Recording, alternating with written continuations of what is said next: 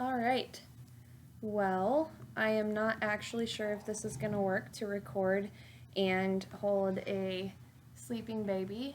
Yes, this shoulder right here is going to be massive compared to my other shoulder because she keeps getting heavier. So, nursing is going well. Um, Anyways, I'm going to try to continue recording while also opening my paper that tells me what I should be saying.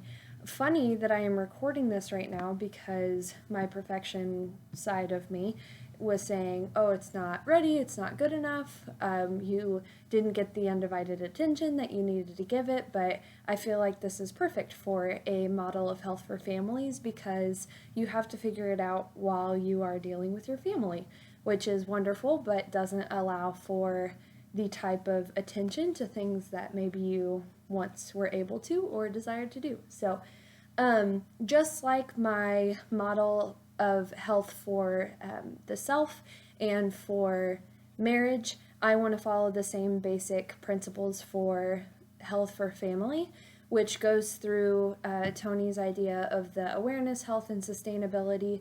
But I call it who you are, why you are, and how to be whole or how to be healthy. So, same thing with a family.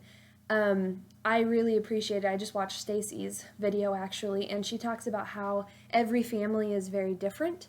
So, that's how I talk in my presentation too, and in my paper, is about how you have to cater it to whoever you're working with. So, families come in all shapes and sizes these days, and every family comes with its own baggage. And I kind of equated it to training for a race. I'm a runner, so if I'm training for a 5K, I run very, very different workouts than if I'm running a marathon. So, just like that for families, you're going to look completely different for what you give them and what you help them work through, depending on who they are. So, for family, I really appreciated the family crucible because you really just have to get to know their story first. So, what is their individual story, their marriage story, their family story, the ins and outs, the major moments and challenges, traumatic events, maybe. Sometimes we forget how those elements have dictated our story until we unpack them for somebody new. So, really revisiting them, you might realize, oh, that's why this is now happening. So, you might have to stand and bounce here. I did appreciate, though, in the Family Crucible how those therapists, they didn't do anything special to get to know the families, other than obviously being certified, so the family came to them in the first place. But they just asked questions, great open-ended questions of every person, no matter the age, all the way down to the little girl saying, what do you think about their marriage? What do you think about your family? And the honesty there really helped open up the rest of the family too. So that's the beginning, is who you are. You don't know how to help a family go toward health if you don't know what the starting point is. And that can be challenging. This isn't on a timeline, kind of like I had in my other two models of health. It might take a lot of time to hear everything that they've been through. Other times they might quickly go through that, and in a short amount of time you know all of it. Or you might be working with a family that you know their history. You just need to learn a little bit of the pieces that you're unfamiliar with to then start working forward. The next piece is why you are. So, just like in my model of health for self, going back to the Bible and in Genesis and reading about the fall and what happened from perfect communion with God in the garden to then sin entering the world and the separation that existed. So, just a reminder that that's why the pain and hardship is today. Sometimes I think we forget that we think something's wrong with us outside of just living in our broken world. So, revisiting that, we may still deal with brokenness and sin, but we are called to move through it to healing. So, Christ, what was the verse? It's for freedom that Christ set us free, not to stay in bondage. So, I think sometimes we think we're free, but then we don't work through the issues that are keeping us trapped. This is the time that I would take a family through facades, talking about the fake selves that they put up to help deal with their world and to be something that they think they might want to be. That could probably happen a lot with children trying to meet their parents' expectations, whether the parents know they're putting them on the kids or not.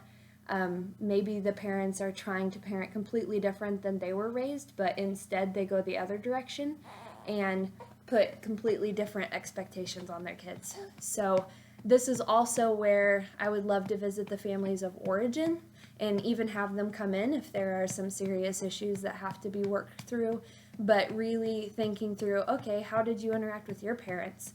For instance, my dad's dad would threaten to kill himself. I didn't know this until recently, but he would say, if you do that, I'm just going to go kill myself. I can't imagine the pressure that that would put on your child to have that weight on you. And so instead, my dad parenting went almost over the top with praising and encouraging us because he didn't want to put that type of dark pressure on us.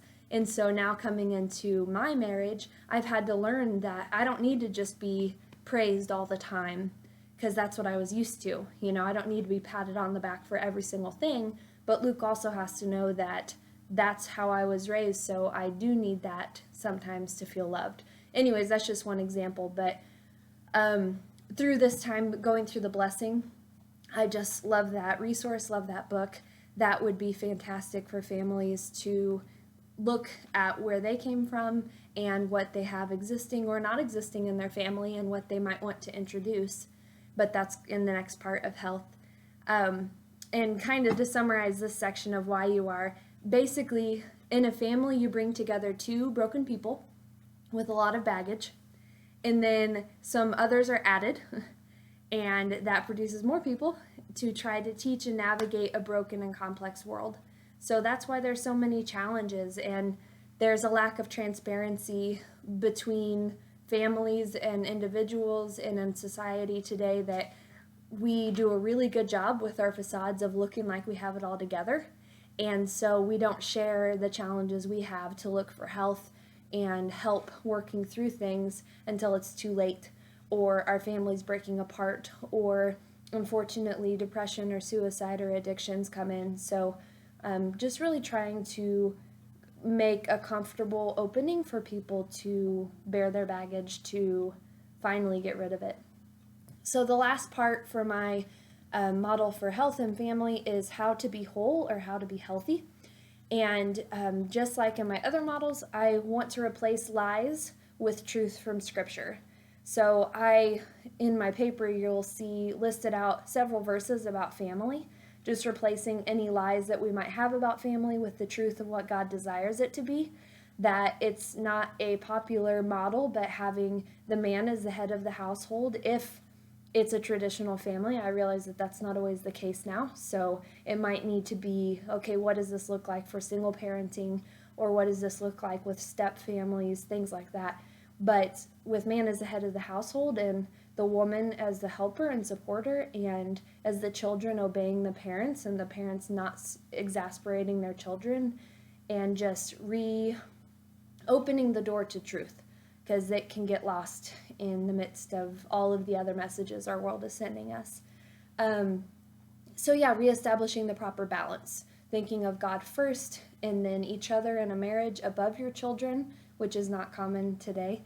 And then beyond that, having your family come before career and your hobbies, just really reestablishing that balance. And I also want to talk through Tony's elements of a healthy family, because I'm sure he did much work to come up with those 6 areas of religious orientation, worth, commitment, communication, positive interaction, and time together. And I know that that goes hand in hand with the blessing, so that will probably come back into play. Oh, going back also with proper balance, I really want to suggest several resources that we've used as well as others that I've come across, but Love and Respect is a really good one for balance in marriage, and Faith in the Home, I think that's what it was called, I have it written somewhere, was the one we read first this semester, talking about having your home come before even the church in discipleship and teaching your children about God and how to interact with the world. So anyways, on to the elements of a healthy family from Tony, talking through those, and that can go along with the family of origin as well, kind of hopping back and forth between these three levels. You know, as you start pursuing health, you'll probably go back to more of your story and back to why that was the case, and then working through that into health.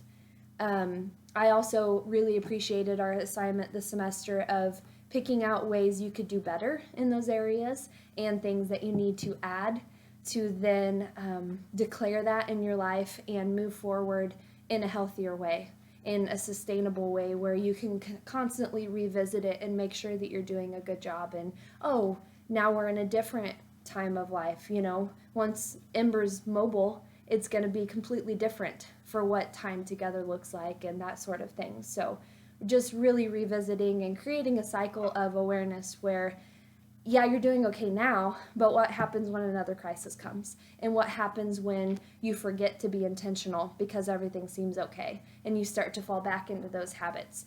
It's just really being intentional, trying to create a cycle of going back and paying attention again and being aware when issues come up that maybe something has slid to the side again. So kind of like one of those health cleanses where you just have to purify yourself. I wouldn't recommend those, by the way, but if you have to purify yourself of the junk, we have to do that in our lives and in our marriages and in our families to realign ourselves with God and what He intended. And my very favorite part of this new idea, oh, and I'm already at 11:45. I'm sorry, I talk a lot. I guess you can pick and choose what you want to actually watch, but here we are. So my very favorite part is future blessings, and this has taken on a whole new role with Ember, but the Circle Maker book and then this one, Praying Circles Around Your Children, I am so a fan of praying verses over and praying blessings into your children's lives to make a legacy of blessing for the future. So I would really love to take people through these books to encourage them to do them on their own, to pick life verses for their children. Mark Batterson encouraged getting a Bible when your child is a baby for each kid, reading through it and underlining or circling verses specifically for that child, and then giving it to them at their graduation or when they turn 18, some major milestone like that, so that they can see you've been praying for them for their entire life and you've claimed those promises for them. Because ultimately, that's what this is claiming those promises for our families and for our kids for the future, and just teaching families how to embrace that. No matter if it's a husband and wife family or one that's come from separation, that sort of thing. But I really believe that God has redemption and forgiveness and restoration for every single family. As you all know, this is a beautiful picture of restoration right here with Miss Ember. So sorry that I went over time. Not shocking if you know me by now. I like words and I like talking. So there's my presentation. I had intended to give this last night at my Bible study. Didn't happen because Ember had different plans, but here we are. That is life. And now I need to get to cross country practice. So thanks for watching, and I like you people.